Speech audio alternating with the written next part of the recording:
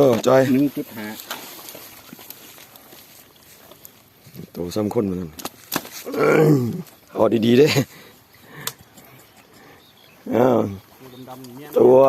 โอเคพ่อพี่น้องคักบ่ดิ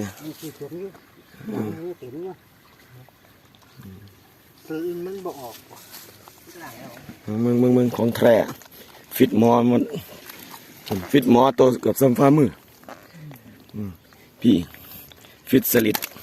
ลงเกือบ2-3 ชั่วโมงอยู่วนเราสลิดพุ่นนะซ้ำฝ่ามือวะนี่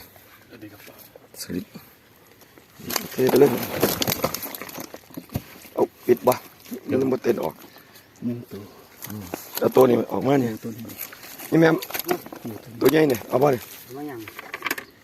เขาหลุดนี่ตายหรอกพอแล้วอยู่นี่กินมดอ๋อเอาสั่นเนี่ยนะครับมันคิดตายแล้วมันบ่หายใจตายธรรมดามันถึกตุ่มถึกตุ่มซุ่มนี่มันขึ้นเลยคือว่าขึ้นพี่น้องงามแต่เจ้า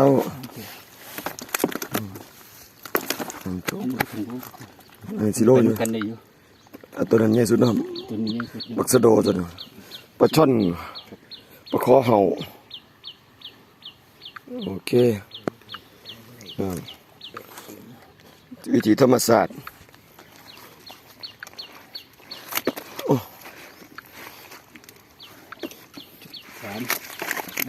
ตัวโอเคคุมค่าน้ำมันอยู่ครับ